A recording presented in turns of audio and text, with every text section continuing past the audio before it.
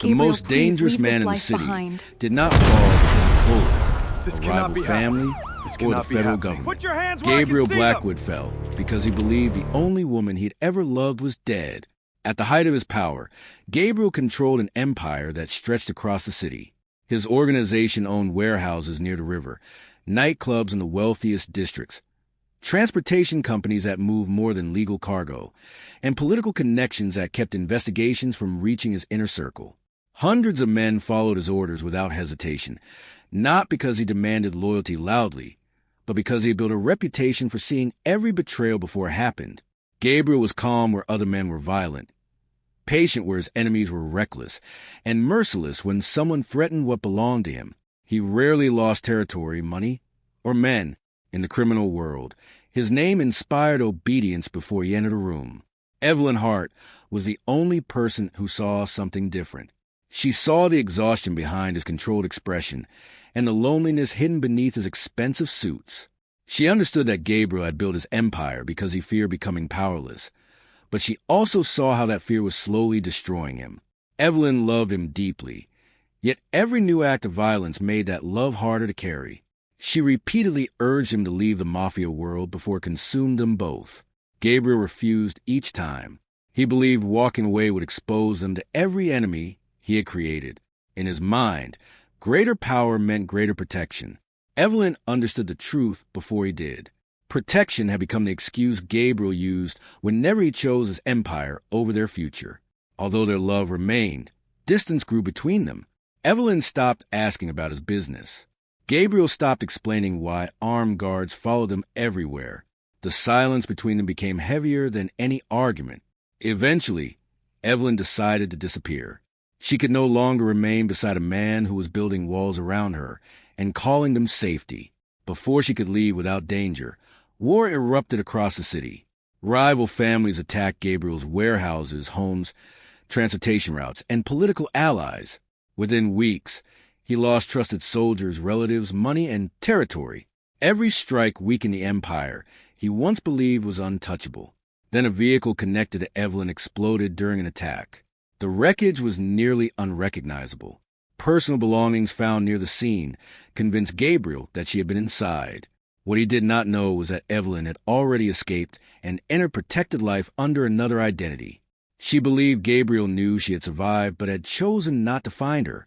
Gabriel believed she had died because he refused to choose her over his empire. That belief destroyed the discipline that had made him powerful. He began taking unnecessary risks, ignoring warnings, and allowing enemies to seize what remained of his territory. His men watched their once unbreakable leader become indifferent to survival. Gabriel did not mourn his money, reputation, or collapsing empire. He mourned the woman who had begged him to choose life before it was too late. Months later, federal agents surrounded his final safe house. Everyone expected a brutal last stand. Instead, Gabriel placed his weapon on the floor and surrendered without resistance. While Gabriel Blackwood entered prison believing Evelyn Hart was dead, she was alive only a few hundred miles away, carrying the pain of being forgotten by the man she had once loved. Evelyn had survived the attack because she left Gabriel shortly before the explosion. A former associate who understood the danger surrounding Gabriel's enemies helped her escape before the rival families could use her as leverage. Within days, Evelyn abandoned everything connected to her old life. She changed her name, altered her appearance, moved to a distant town, and created routines designed to make her invisible. She stopped visiting familiar places and avoided anyone who might recognize her. Her new home was small and quiet, far removed from the guarded mansions and black vehicles that defined her life with Gabriel.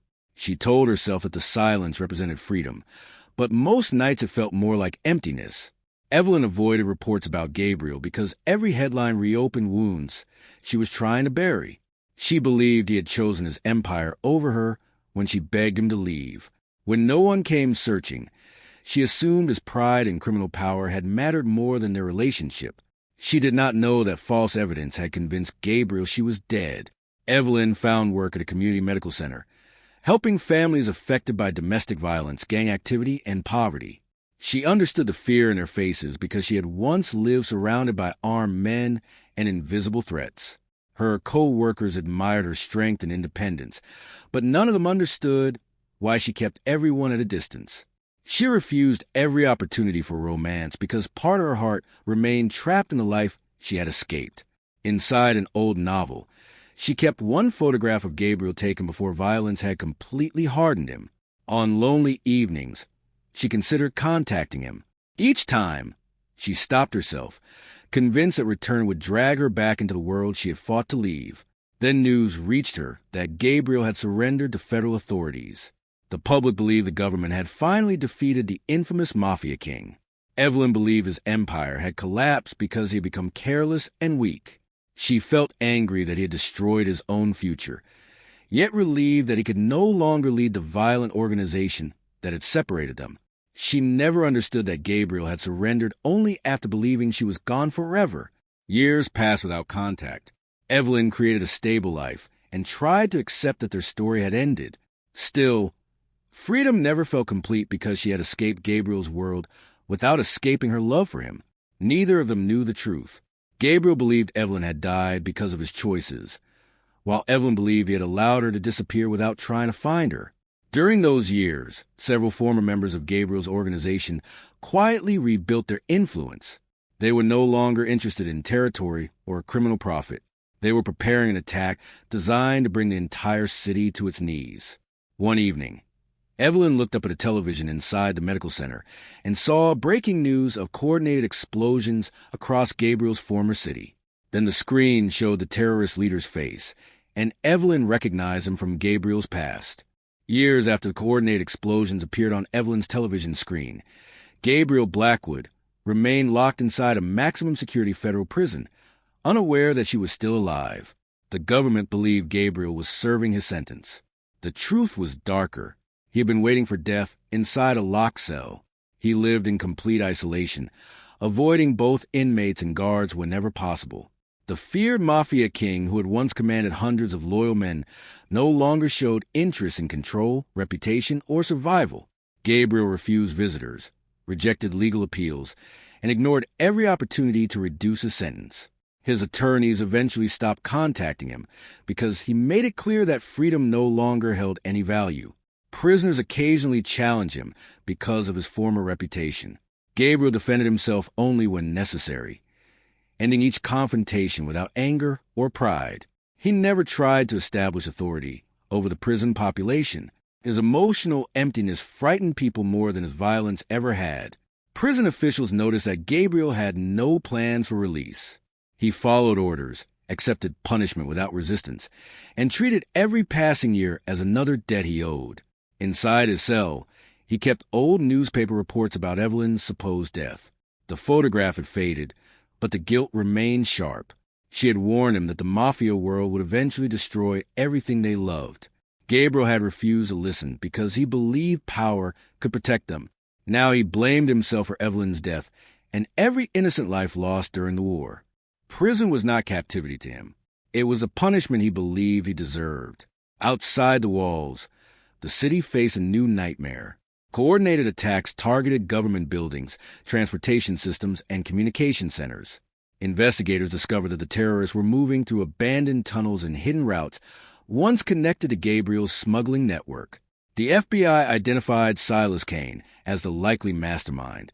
Silas had once helped Gabriel construct secret passageways, underground storage facilities, safe houses, and transportation routes. Most of those locations had never appeared in official records. Gabriel was the only living person who knew the entire network. FBI Director Marin Blake entered the prison with an offer. The government would reduce half of Gabriel's remaining sentence if he helped stop Silas and dismantle the terrorist operation. Gabriel showed no interest in freedom. Saving the city would not bring Evelyn back or erase the lives destroyed by his empire. Marin then explained that thousands of civilians could die because terrorists were using systems Gabriel had created. That responsibility finally reached him. Gabriel agreed to help, not because he wanted another chance at life, but because he refused to allow more innocent people to suffer for his past decisions. Federal agents temporarily removed him from prison under heavy supervision. They expected to work with a dangerous criminal strategist capable of predicting Silas's every move. They did not understand that Gabriel had accepted the mission with the calmness of a man who believed death might finally reunite him with Evelyn. Inside the command center, Gabriel studied the attack map and immediately recognized a pattern. He identified a hidden headquarters beneath an abandoned industrial district. Then, as the tactical team prepared to enter the operation zone, Gabriel quietly refused the body armor offered to him. Gabriel Blackwood entered the operation zone without body armor, carrying only a weapon, a map, and the knowledge that the city's darkest secrets had once belonged to him. The city had once prayed for Gabriel to disappear. Now the same people needed the fallen Mafia King to save them. Silas Kane had united former criminals, weapons traffickers, and extremist mercenaries into a disciplined terrorist network. Explosives had been planted beneath train routes, government offices, hospitals, and communication centers. Each attack created panic, while forcing police resources away from the terrorists' real objective. Repeated raids had failed because Silas's men traveled through hidden tunnels, abandoned warehouses, and underground passageways built during Gabriel's criminal reign. Gabriel studied the pattern and recognized Silas's strategy immediately. The visible attacks were distractions. The true target was a secure government facility holding classified intelligence, witness identities, and evidence against international criminal organizations. If Silas reached it, hundreds of protected witnesses would become targets. Gabriel guided the FBI team through an abandoned shipping district. Old symbols marked safe entrances, concealed stairways, and weapons storage rooms. The agents were disturbed by the size of the secret infrastructure he had created beneath the city. Some treated him with open hostility.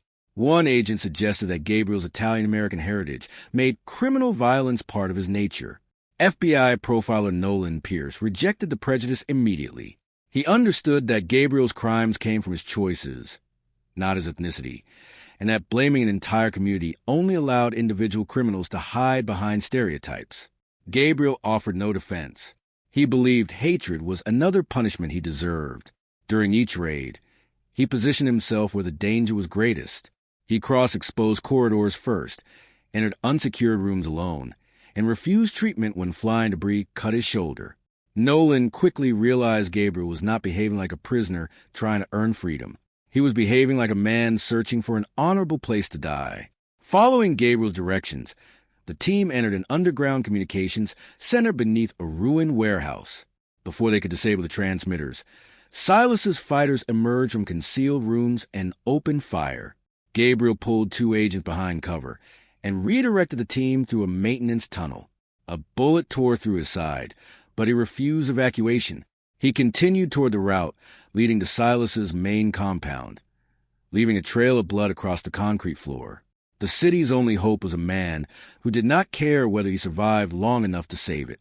While Gabriel moved deeper underground, Nolan reviewed his prison files and psychological reports. Every record showed that his emotional collapse began after Evelyn Hart's supposed death. Nolan examined the original identification report and found disturbing gaps. No dental records had confirmed the victim. The remains had never been conclusively identified. Gabriel had accepted the evidence without investigation because grief had destroyed the judgment that once made him impossible to deceive. Nolan quietly opened a new search for Evelyn. Meanwhile, Gabriel entered another terrorist tunnel despite warnings that the structure might be trapped. An explosion collapsed the entrance behind him, sealing him underground with limited oxygen. As rescue crews searched for a way inside, Nolan received a fingerprint match from a medical center hundreds of miles away. The prints belonged to a living woman named Evelyn Hart. While rescue teams searched for Gabriel Blackwood beneath the collapsed tunnel, Nolan Pierce stared at the impossible result on his screen. Evelyn Hart was alive. The woman whose supposed death had destroyed Gabriel had spent years living under another identity, far from the city and the criminal world she had escaped. Nolan confirmed her fingerprints through employment records from a community medical center and began examining how she had disappeared. The evidence showed that Evelyn had left Gabriel voluntarily shortly before the explosion. A former federal informant had helped her relocate after learning that Gabriel's enemies intended to use her against him. Her identity had been changed, her record sealed, and every connection to her former life carefully erased. Nolan soon understood the tragedy. Neither Gabriel nor Evelyn had deliberately abandoned the other.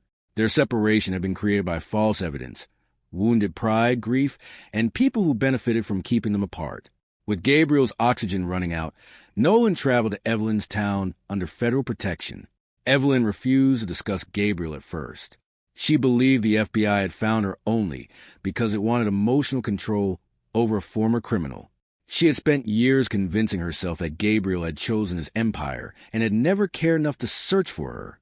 Nolan presented the prison records and surrender timeline.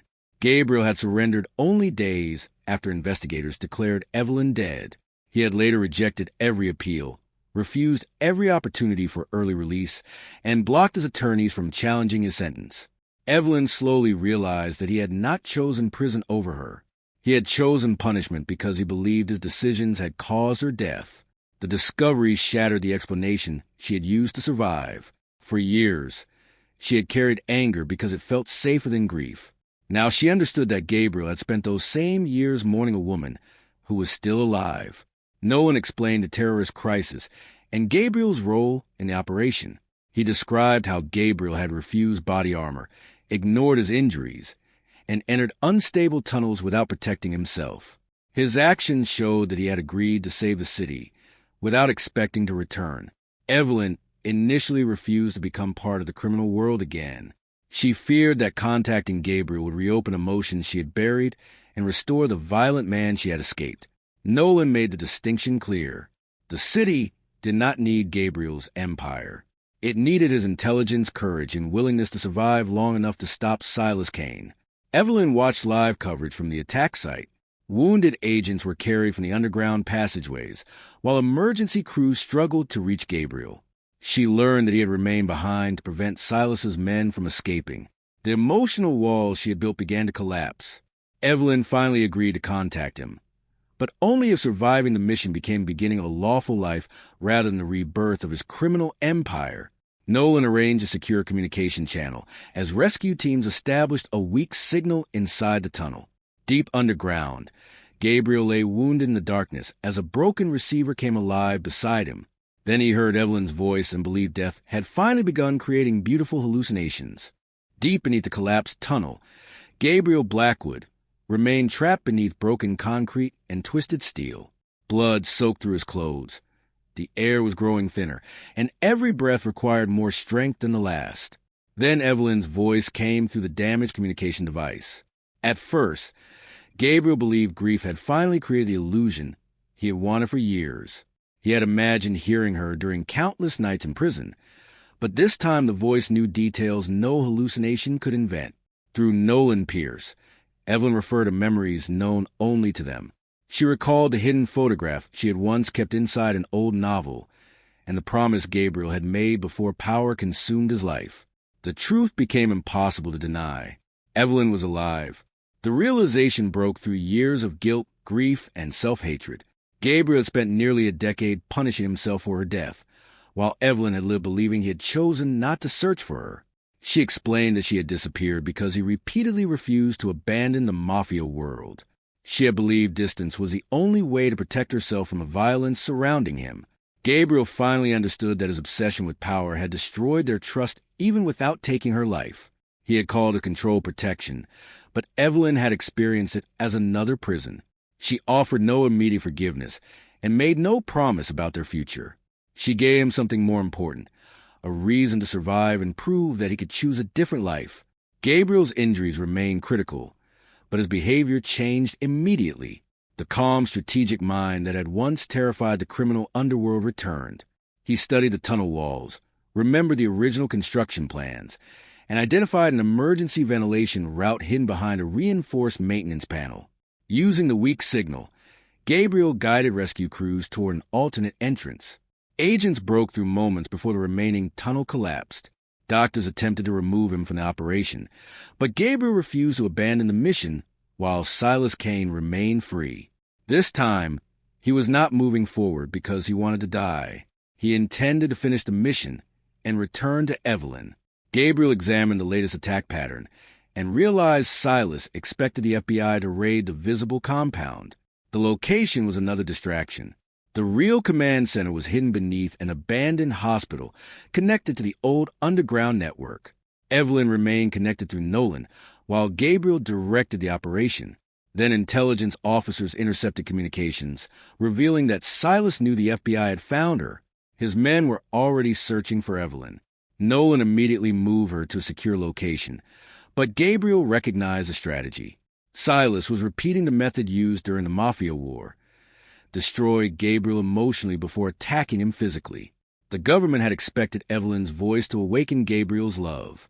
Instead, it also awakened the strategic monster his enemies once feared.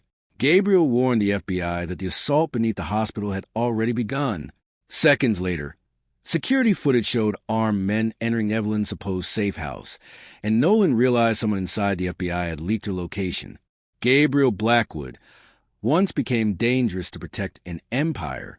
Now he became dangerous again because the woman he loved was waiting for him to come home. The attack on Evelyn's fall safe house confirmed that Silas Kane had help inside federal law enforcement. Gabriel studied the timing of the leak, the restricted relocation records, and the agents assigned to Evelyn's protection. Only one senior security officer had access to every detail. Nolan Pierce confirmed that the officer had reviewed Evelyn's transfer order minutes before Silas's men received her location. The FBI quietly detained the traitor while moving Evelyn to another secure facility. Silas did not know the house was empty. He sent armed men and surveillance teams there, wasting time and exposing a command signal Gabriel traced back to the abandoned hospital. Gabriel led Nolan and a tactical unit into the building. Beneath it were medical evacuation tunnels later converted into smuggling routes during Gabriel's criminal reign. Seeing federal agents enter paths he had once used for illegal weapons filled him with guilt. The infrastructure he created to strengthen his empire was now being used to threaten civilians. The team discovered explosives connected to hospitals, train stations, emergency centers, and government buildings. Silas intended to create citywide panic while stealing classified evidence from an underground federal archive. Gabriel predicted that Silas would remain near the central detonator. A man obsessed with control would never trust someone else with the final decision. Gabriel, Nolan, and the tactical team descended into the lowest tunnels. Silas's fighters attacked from concealed positions, but Gabriel recognized old mafia markings that identified traps, false walls, and alternate routes. When part of the ceiling collapsed, Gabriel pulled Nolan away seconds before falling. Concrete crushed the passage behind them. The mission became personal when Silas hijacked the communication system and released proof that he had helped create the false evidence of Evelyn's death. He had wanted Gabriel emotionally destroyed so the remaining criminal network will become easy to seize. For one dangerous moment, Gabriel's need for revenge threatened to take control. Then he remembered that Evelyn was waiting for a different man to return. Gabriel reached the control room and disabled several explosive circuits. Silas responded by activating a manual countdown for the remaining devices. Because only Silas knew the final cancellation sequence, the FBI needed him alive. Gabriel cornered him near the central detonator. Years earlier, Gabriel would have killed him without hesitation. Instead, he controlled his anger, forced Silas to surrender the cancellation code, and allowed federal agents to arrest him. The decision proved that Gabriel was no longer ruled by the mafia identity he had once defended. Across the city, the explosives were disabled with only seconds remaining. Gabriel waited until Nolan confirmed that civilians were safe. Then the strength left his body. Blood loss from his untreated injuries caused him to collapse beside the ruined control panel. Evelyn watched the operation feed disappear, without knowing whether he had survived. Nolan reached Gabriel but could barely detect a pulse. Emergency teams treated him inside the damaged hospital before rushing him towards surgery. Gabriel had finally defeated the man who destroyed his life, but victory may have arrived seconds too late to save him. Evelyn reached the hospital as doctors carried Gabriel into the operating room, unable to promise that he would survive the night. This section now leads directly into the final recovery and redemption chapter. Evelyn Hart had spent years believing Gabriel Blackwood had chosen the mafia over her. Now she sat outside an operating room, wondering whether he had chosen her only when it was already too late. Gabriel remained in surgery for hours while doctors fought to stop the internal bleeding caused by his untreated wounds. Nolan Pierce stayed nearby and explained that Gabriel had completed the mission only after learning Evelyn was alive. The city survived because Gabriel chose strategy over rage and restraint over revenge. Instead of killing Silas Kane, he forced him to surrender the cancellation code, allowing federal agents to disable the explosives. News outlets soon reported that a former Mafia King had helped prevent a major terrorist attack. Public opinion remained divided. Some viewed Gabriel as a hero, while others remembered the violence and fear created by his criminal empire. Evelyn understood both sides. Saving the city did not erase Gabriel's past, but his past did not make redemption impossible. Accountability and change could exist together, although neither came without consequences. Gabriel survived surgery but remained unconscious for several days. Evelyn stayed near the hospital, uncertain whether love should bring them together again. She remembered the armed guards, the constant danger, and the loneliness she experienced while Gabriel protected his power more carefully than their future. She also remembered the man beneath that power, the man who had once loved her before fear transformed love into control. When Gabriel finally awakened, he learned that the government would honor its agreement. Half of his sentence would be removed, and further cooperation against Silas's network could reduce the remaining years. Gabriel did not ask Evelyn to wait for him. For the first time, he accepted that loving her did not give him the right to control her future. He understood that one heroic act could not erase years of criminal responsibility. Gabriel returned to prison and provided investigators with evidence against his remaining associates. His cooperation dismantled the final pieces of his former empire, prevented retaliatory violence, and protected witnesses once threatened by his organization. Evelyn rebuilt trust slowly through supervised visits and letters. Their relationship no longer depended on obsession, danger, or promises of impossible protection. It developed through honesty, patience, and accountability. Several years later, Gabriel completed his reduced sentence. He left prison without soldiers, weapons, money, or an empire. Evelyn waited outside, still cautious but hopeful. Gabriel began working as a security consultant for law enforcement training programs. He used his knowledge of organized crime to prevent violence and protect vulnerable communities. Evelyn continued serving families at the community medical center. Together, they built a quiet home outside the city.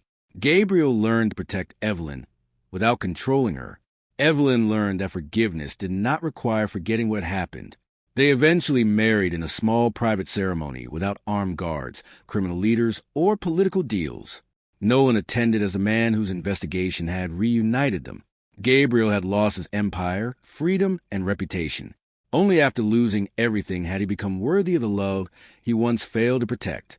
As they left the ceremony, Evelyn placed her hand over Gabriel's scarred hand and revealed the old ring she had kept through every year of separation.